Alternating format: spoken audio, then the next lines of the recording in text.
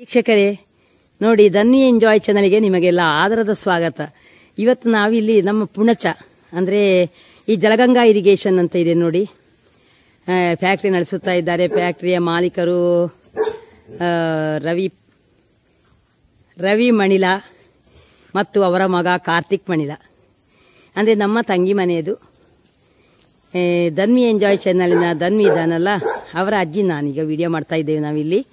ನಾವೀಗ ಈ ರಜೆ ಅಲ್ಲ, ಮಾರ್ಚಿ ಏಪ್ರಿಲ್ ಮೇ ತಿಂಗಳು ಅಂದರೆ ಗೇರು ಬೀಜದ ಸೀಸನ್, ಹಲಸಿನಕಾಯಿ ಸೀಸನ್, ಮಾವಿನ ಹಣ್ಣಿನ ಸೀಸನ್ ಟೈಮ್ ನೋಡಿ ಇಲ್ಲಿಗೆ ಬಂದಿದ್ದೇವೆ. ಈ ಒಂದು ಅವಕಾಶವನ್ನು ಮಿಸ್ ಮಾಡೋದು ಬೇಡ ಅಂತ ಕಾಣ್ತಾ ಇದ್ದು ನಮಗೆ ತುಂಬ ಖುಷಿಯಲ್ಲ. ಬೇಸಿಗೆ ಬಿಸಿಲಿನ ಝಳ, ತಡೆಯಲಿಕ್ಕಾಗದಂತಹ ಸೆಕೆ, ಆದ್ರೂ ಇಲ್ಲಿ ಬಂದು ಬೀಜ ಹೆಕ್ಕಲಿಕ್ಕೆ ಹೋಗೋಣ, ಬೀಜದ ಕಾಡಿನ ಒಂದು ವಿಡಿಯೋ ಮಾಡೋಣ ಅಂತ ತುಂಬ ಖುಷಿಯಿಂದ ಬಂದಿದ್ದೇವೆ. ವೀಕ್ಷಕರೇ, ನಿಮ್ಮೆಲ್ಲರ ಒಂದು ಆದರದ ಸ್ವಾಗತ ನಾವು ನಿಮಗೆ ಕೋರುವ ಹಾಗೆ ನೀವೆಲ್ಲ ನಮ್ಮ ಕಡೆಗೆ ನಿಮ್ಮದೆಲ್ಲ ಒಂದು ಸಹಾಯ ಹಸ್ತ ಬೇಕು.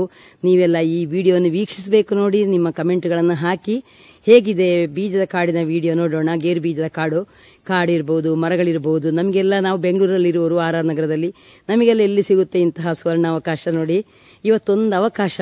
ಮಧ್ಯಾಹ್ನ 11:30 ಗಂಟೆ ಆಯಿತು, ಬಿಸಿಲಿನ ಝಳ ಆದರೂ ಸಹ ಅವರು ಬೀಜ ಕೊಯ್ಲಿಕ್ಕೆ ಹೋಗಿದ್ದಾರೆ. ಈಗ ನಾವು ಸಹ ಹೋಗೋಣ, ಅವಕಾಶವನ್ನು ಮಿಸ್ ಮಾಡೋದು ಬೇಡ, ಅದನ್ನು ಅನುಭವಿಸೋಣ ಅಂತ ಹೋಗ್ತಾ ಇದ್ದೇವೆ. ವೀಕ್ಷಕರೇ ನೋಡಿ, ಹೇಗಿದೆ ಗೇರು ಬೀಜದ ಕಾಡು. ನೋಡಿ, ಅಲ್ಲಿ ಪ್ರಕೃತಿ ಸೌಂದರ್ಯ ಇರಬಹುದು, ಆ ಗೇರು ಬೀಜ ಹೆಕ್ಕುವಂತಹ ಒಂದು ಲವಲವಿಕೆ, ಉತ್ಸಾಹ, ಅದೆಲ್ಲ ನಿಮಗೆ ಸಹ ತೋರಿಸ್ತೇವೆ. ನೋಡಿ ವೀಕ್ಷಕರೇ, ಹೋಗೋಣ ಬೀಜ ಕಾಡಿನತ್ತ. ಹಲೋ ವೀಕ್ಷಕರೇ, ನೋಡಿ ನಾವು ಬೀಜ ಕಾಡನ್ನು ಬಂದು ತಲುಪಿದ್ದೇವೆ. ಈಗ ಗೇರು ಬೀಜ ಕಾಡು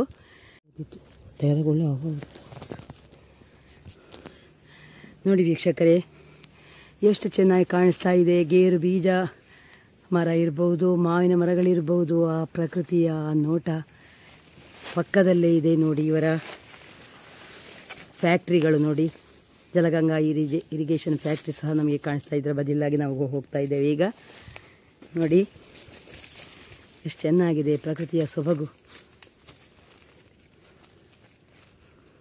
ನೋಡಿ, ಕಂಗೊಳಿಸ್ತಾ ಇದೆ. ಸಾಲಾಗಿ ನೆಟ್ಟಂತಹ ಗೇರು ಬೀಜದ ಮರಗಳು, ಮಾವಿನ ಮರಗಳು ಎಷ್ಟೊಂದು ಖುಷಿಯನ್ನು ಕೊಡ್ತಾ ಇವೆ. ದಗದಗಿಸುವಂತಹ ಉರಿ, ಬೇಸರಿಗೆಯ ಝಳ ಇರ್ಬೋದು. ಅದರಲ್ಲೂ ಗೇರು ಬೀಜದ ಕಾಡಿನ ಒಳಗಡೆ ಬಂದರೆ ಇಂತಹ ಒಂದು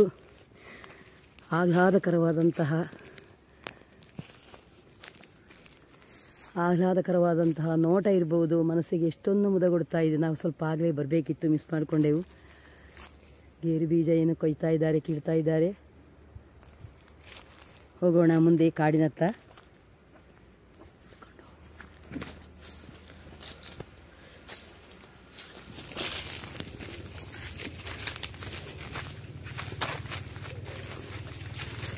ಹಲೋ ವೀಕ್ಷಕರೇ, ನೋಡಿ ಎಲ್ಲ ಗೇರು ಬೀಜದ ಹಣ್ಣು ಕೀಳ್ತಾ ಇದ್ದಾರೆ. ಕಿತ್ತು ಹಾಕಿದಂತಹ ಹಣ್ಣುಗಳು ನೋಡಿ, ಕಿತ್ತು ಹಾಕಿದಂತಹ ಹಣ್ಣುಗಳು ಬಕೆಟಲ್ಲಿ ಕಾಣಿಸ್ತಾ ಇವೆ. ನೋಡಿ, ಏನೊಂದು ಖುಷಿ, ಏನೊಂದು ಮಜಾ. ನೋಡಿ, ಬೇಸಿಗೆ ಇರ್ಬೋದು, ಬಿಸಿಲಿರ್ಬೋದು, ಏನು ಉರಿ ಇರ್ಬೋದು, ಏನೇ ಇದ್ರೂ ಇದರೊಳಗಡೆ, ಕಾಡಿನ ಒಳಗಡೆ ನಾವು ಬಂದರೆ ನಮಗೆ ಎಷ್ಟೊಂದು ಖುಷಿ ಕೊಡ್ತಾ ಇದೆ. ನೋಡಿ, ಇನ್ನೇನು ಬರೋಣ ಅನಿಸ್ತದೆ. ನಮಗೆ ಎಲ್ಲಿರಬೇಕಿಂತಹ ಅವಕಾಶ. ನೋಡಿ, ನಾವು ಬೆಂಗಳೂರು ಸಿಟಿಯಲ್ಲಿ ಇದ್ದೇವೆ, ನಮಗೆ ಗೇರು ಹಣ್ಣಿನ ಮರ ಇಲ್ಲ, ಮರ ಸಹ ಕಾಣಿಸೋದೇ ಇಲ್ಲ, ಮಾವಿನ ಮರ ಇಲ್ಲ. ಈ ಸೀಸನ್ ಟೈಮಲ್ಲಿ ಬಂದರೆ ಮನಸ್ಸಿಗೆ ಎಷ್ಟೊಂದು ಖುಷಿಯನ್ನು ಕೊಡ್ತಾ ಇದೆ. ನೋಡಿ ಆ ಕಡೆ ನಮ್ಮ ತಂಗಿ ಗಂಡ ಅವರು ಕೊಯ್ತಾ ಇದ್ದಾರೆ. ಮಗ ಆ ಕಡೆ ಕೀಳ್ತಾ ಇದ್ದಾನೆ. ನೋಡಿ ಎಷ್ಟೊಂದು ಹಣ್ಣುಗಳಿವೆ. ನೋಡಿ, ರುಚಿಕರವಾದ ಯೆಲ್ಲೋ ಕಲರ್ ಹಣ್ಣು ಇರ್ಬೋದು, ರೆಡ್ ಕಲರ್ ಹಣ್ಣುಗಳಿರ್ಬೋದು. ತಿನ್ನಲಿಕ್ಕೆ ಸಹ ತುಂಬ ಖುಷಿ, ಟೇಸ್ಟ್ ಕೊಡ್ತಾ ಇದ್ದು ಗೇರು ಹಣ್ಣು. ತಿಂದವರಿಗೇನೆ ಗೊತ್ತು ಇದೆ ಎಷ್ಟು ಟೇಸ್ಟ್ ಇದೆ ಅಂತ. ಆದರೆ ಸಿಟಿಯಲ್ಲಿ ಕಾಣಿಸೋದಿಲ್ಲ. ಏನು ಬೆಲೆ ಕೊಟ್ಟರೆ ಕೆಲವು ಕಡೆ ಸಿಗಲಿಕ್ಕೂ ಸಾಕು. ನಾವೆಲ್ಲ ಹಲಸಿನ ಹಣ್ಣು ಇರ್ಬೋದು, ಗೇರು ಹಣ್ಣು ಇರ್ಬೋದು, ಆಮೇಲೆ ಮಾವಿನ ಹಣ್ಣು ಎಲ್ಲನೂ ನಾವು ಕ್ರಯ ಕೊಟ್ಟೇ ತಗೊಳ್ಬೇಕಷ್ಟೇ. ಆಗ ಕೊಳ್ಳೋರು ಕಡಿಮೆ. ಮತ್ತು ಹೇಗೆ ಗೊತ್ತಾಗುತ್ತೆ ಅದರ ಟೇಸ್ಟ್ ಹೇಗೆ ಅಂತ ಗೊತ್ತಾಗಬೇಕಲ್ಲ. ಏನು ಜಾಸ್ತಿ ಆದರೆ ಗೊಬ್ಬರ ಹೊಂಡಕ್ಕೆ ಹಾಕಿ ಬಿಡ್ಬೋದು ಗೇರು ಹಣ್ಣುಗಳು. ಆಮೇಲೆ ತೆಂಗಿನ ಗಿಡ ಎಲ್ಲ ಇರ್ಬೋದಲ್ಲ ತೋಟದಲ್ಲಿ, ಜಮೀನಿನ ತೆಂಗಿನ ಮರ, ಆಮೇಲೆ ಮಾವಿನ ಮರ ಇರ್ಬೋದು, ಹಲಸು ಮರ, ಅದರ ಹಾಕಿ ಬಿಡ್ಬೋದು ಗೇರು ಹಣ್ಣು. ಬೀಜ ನಾವೇ ಇಟ್ಟುಕೊಳ್ಳಿಕ್ಕಾಗುತ್ತೆ. ಗೇರು ಬೀಜ ಸುಟ್ಟು ತಿನ್ನಲಿಕ್ಕೆ ತುಂಬ ಚೆನ್ನಾಗಿರುತ್ತೆ. ನೋಡಿ, ಆಮೇಲೆ ಗೇರು ಬೀಜದ ಚೋರೆ ಅಂತ ಹೇಳ್ತೇವೆ ನಾವು ದಕ್ಷಿಣ ಕನ್ನಡದಲ್ಲಿ. ಆದರೆ ಅಲ್ಲಿ ಸಿಟಿಯಲ್ಲಿ ಏನು ಹೇಳ್ತಾರೆ ಗೊತ್ತಿಲ್ಲ ನನಗೆ. ಅದರ ಚೋರೆಯನ್ನು ಸಹ ಹಾಗೆ ಕಡಿದು ಅದರ ಬೊಂಡಿಂದ ಇದರ ಚೋರೆ ಪಾಯಸ ಅಂತ ಮಾಡ್ತೇವೆ ನಾವು.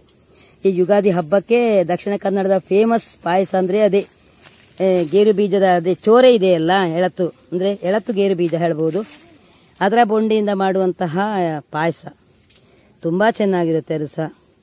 ಆಮೇಲೆ ಗೇರು ಬೀಜ ಇದಿರ್ಬೋದು, ಒಣಗೇರು ಬೀಜ ಇರ್ಬೋದು, ನಮಗೆ ಎಲ್ಲ ತಿಂಡಿ ತಿನಿಸು ಸ್ವೀಟ್ ಮಾಡಲಿಕ್ಕೆ ಇರ್ಬೋದು, ಪಾಯಸದಲ್ಲಿರ್ಬೋದು, ಅದರ ಪಾತ್ರ ಅಷ್ಟು ಮಹತ್ತರವಾಗಿದ್ದು ಎಲ್ಲ ತಿಂಡಿ ಮಾಡೋದಕ್ಕೂ ನಮಗೆ ಅದು ಕ್ಯಾಶ್ಯೂ ಬೇಕೇ ಬೇಕು, ಕ್ಯಾಶ್ಯೂ ನಟ್ಟು ಬೇಕೇ ಬೇಕು. ಅದಿಲ್ಲದೆ ಮಾಡೋ ಹಾಗೇನೇ ಇಲ್ಲ. ಅದು ಎಲ್ಲಿಂದ ಬರುತ್ತೆ ನೋಡಿ, ಹಳ್ಳಿಯಲ್ಲಿ ಈ ಥರ ಇರ್ಬೋದು, ಬೇಸಿಗೆಯಲ್ಲಿ ಕಂಪ್ಲೀಟ್ ಅದನ್ನು ಕೊಯ್ದು ಒಣಗಿಸಿ ಆಮೇಲೆ ಅದನ್ನು ಸೇಲ್ ಮಾಡ್ತಾರಲ್ಲ, ಅದನ್ನೆಲ್ಲ ನಾವು ಯೂಸ್ ಮಾಡ್ತಾ ಇದ್ದೇವೆ ನಾವು.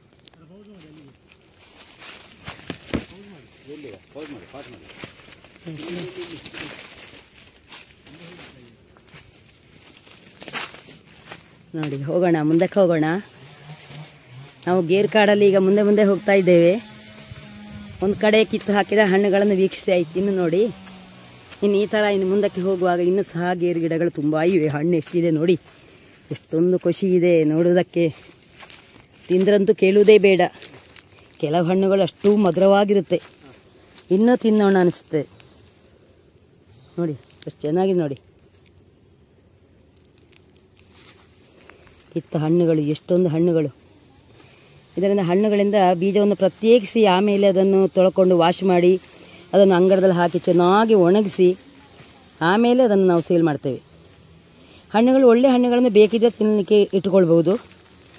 ಇಲ್ಲದ ಹಣ್ಣುಗಳನ್ನು ಅದೇ ನಾನು ಆಗಲೇ ಹೇಳಿದೆ ಅಲ್ಲ, ಯಾವುದಾದ್ರೂ ಮರದ ಬುಡಕ್ಕೆ ಹಾಕಿದರೆ ಅದು ಕೊಳೆತು ತುಂಬ ಈಟು ಕೊಡುತ್ತೆ. ಅದು ಬೀಜದ ಕಾಡಿನ ವಿಡಿಯೋ ಮಾಡೋಣ.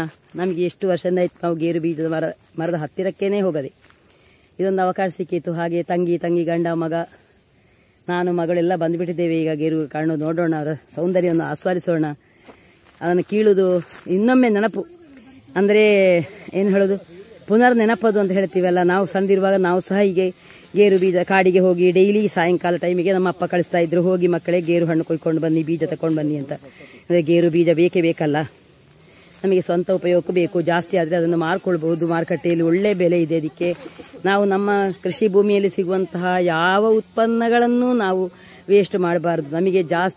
ನಮಗೆ ಅಂದರೆ ಉಪಯೋಗಕ್ಕೆ ಜಾಸ್ತಿ ಆಗಿ ಉಳಿದದ್ದು ಎಷ್ಟೇ ಇದ್ದರೂ ಅದನ್ನು ನಾವು ಅದರ ಮಾರುಕಟ್ಟೆಯಲ್ಲಿ ಯೋಗ್ಯ ಬೆಲೆಗೆ ಅದನ್ನು ನಾವು ಸೇಲು ಮಾಡಿ ಅದರಿಂದ ಸಿಕ್ಕುವಂತಹ ಆದಾಯ ನಾವು ಖಂಡಿತ ಇಟ್ಕೊಳ್ಬೇಕು. ಅದನ್ನು ನಾವು ವೇಸ್ಟ್ ಮಾಡಬಾರ್ದು. ಹಾಗೆ ನಮಗೆ ಬಾಲ್ಯದ ನೆನಪೀಗ ಮರುಕಳಿಸ್ತಾ ಇದೆ. ನಾವೆಲ್ಲ ಅಕ್ಕ ತಂಗಿಯರು ಒಟ್ಟಾಗಿ ಏನಿಲ್ಲ ಇತ್ತು, ಕಡಿಮೆ ನಮಗೆ ಗೇರು ಬೀಜದ ಕಾಡು ಅಂತ ಇದ್ದದೇ ಕಡಿಮೆ. ಅದರಲ್ಲಿರೋ ಒಂದು 10 ಗಿಡಗಳಿಂದಾದರೂ ನಾವು ಡೈಲಿ ಹೋಗಿ ಸಿಗುವಂತಹ ಗೇರು ಬೀಜವನ್ನು ನಾವು ತಗೊಂಡು ಬರ್ತಾ ಇದ್ದೇವೆ ಮನೆಗೆ. ಈಗ ಆ ಬಾಲ್ಯ ಕಳೆದು ಯೌವನಾವಸ್ಥೆ ಆಯಿತು, ಅದು ಹೋಗ್ತಾ ಬಂತು ಅಂತ ಹೇಳ್ಬೋದು. ಆ ಟೈಮಲ್ಲಿ ಇದೊಂದು ಅವಕಾಶ ಸಿಕ್ಕಿಬಿಟ್ಟಿದೆ, ಇದನ್ನು ಖಂಡಿತ ಉಪಯೋಗಿಸ್ಕೊಳ್ಬೇಕು. ನಾನು ಓಡ್ಕೊಂಡು ಬಂದೆ, ಅವರು ಆಗಲೇ ಬಂದಿದ್ದರು ಗೇರು ಕಾಡಿ ಇಲ್ಲಿಗೆ ಬೀಜ ಎಲ್ಲ ಹೆಕ್ಕೋಣ ಅಂತ ಬಂದಿದ್ದು. ತಂಗಿ ಗಂಡ ಮತ್ತು ಮಗ, ಅಪ್ಪ ಮಗ ಬಂದಿದ್ರು ಆಗಲೇ. ನೋಡಿ ಇಲ್ಲಿ ನಮ್ಮ ತಂಗಿದ್ದಾರೆ, ಎಲ್ಲ ಗೇರು ಬೀಜವನ್ನು ಹಣ್ಣಿಂದ ಪ್ರತ್ಯೇಕಿಸ್ತಾ ಇದ್ದಾರೆ. ಅವರು ನಮ್ಮ ತಂಗಿ ಗಂಡ ನೋಡಿ, ಇವರೇ ನಾನು ಹೇಳಿದರೆ ಜಲಗಂಗಾ ಇರಿಗೇಷನ್ ಮಾಲೀಕರು ಇವರು, ಅವರ ಮಗ. ಇವರ ಜೇನು ಪೆಟ್ಟಿಗೆ ಜಮ್ನ ಎಳೆದೆಲ್ಲ ಇದ್ದು ಅದೆಲ್ಲ ಮಾಡಿ ನೋಡಿ, ಇವರೇ ಇದರ ಜಲಗಂಗಾ ಇರಿಗೇಷನ್ ಮಾಲೀಕರು ನಮ್ಮ ತಂಗಿ ಗಂಡ. ತುಂಬ ಚೆನ್ನಾಗಿ ಅವರ ಫ್ಯಾಕ್ಟ್ರಿ ನಡೆಯುತ್ತಾ ಇದೆ. ಬಿಸ್ನೆಸ್ಸು ಆನ್ಲೈನ್ ಇರ್ಬೋದು, ದಿನನಿತ್ಯ ಅದನ್ನು ಆರ್ಡರ್ ತೆಕ್ಕೊಂಡು ಅದನ್ನು ತಲುಪಿಸುವಲ್ಲಿ ತುಂಬ ಶಕ್ತರವರು. ನೀವೆಲ್ಲ ಅವರನ್ನು ಕಾಂಟ್ಯಾಕ್ಟ್ ಆಗಿ, ಅಂದರೆ ಜಮೀನು ಇರುವವರು, ನಮ್ಮ ಜಮೀನಿಗೆ ಅಗತ್ಯವಾದಂತಹ ಯಾವ ಇದು ಪ್ರಾಡಕ್ಟ್ ಬೇಕು ಅವರಲ್ಲಿ ಅಂದರೆ ಎಲ್ಲ ಅವರು ತಯಾರು ಮಾಡ್ತಾ ಇದ್ದಾರೆ. ಹೇಳುವಷ್ಟು ನನಗೆ ಗೊತ್ತಿಲ್ಲ ಅದರ ಬಗ್ಗೆ ಅವರೇ ಹೇಳಿಕೊಳ್ಳಿಕ್ಕೂ ಸಾಕು ಸ್ವಲ್ಪ ನಿಮಗೆ ಬೇಕಿದ್ರೆ. ಈಗ ಅವರು ತಂಗಿ ಮಗ, ಅವರಿಗೆ ಸಹ ಇಬ್ಬರಿಗೂ ಸಹ ಅದೇ ಓನ್ ಫ್ಯಾಕ್ಟ್ರಿ ಇದೆ ಇಲ್ಲಿ, ಚೆನ್ನಾಗಿ ನಡೀತಾ ಇದೆ. ನಿಮ್ಮದೆಲ್ಲ ಸಹಕಾರ ಇರಲಿ, ಎಲ್ಲರೂ ಬನ್ನಿ ವೀಕ್ಷಿಸಿ. ಇದೆ ಈ ಜಲಗಂಗಾ ಇರಿಗೇಷನ್ಗೆ ಬನ್ನಿ ಒಮ್ಮೆ. ಅಂದರೆ ಅದರ ಆಧಾರಿಯಾಗಿ ನಾವು ಬಂದಿದ್ದೇವೆ ನೋಡಿ, ನಾನು ತೋರಿಸಿದೆ ನಿಮಗೆ ಫಸ್ಟಿಗೆ. ನೋಡಿ ಇತ್ತಂತಹ ಹಣ್ಣುಗಳು ನೋಡಿ, ಗೇರು ಹಣ್ಣುಗಳು.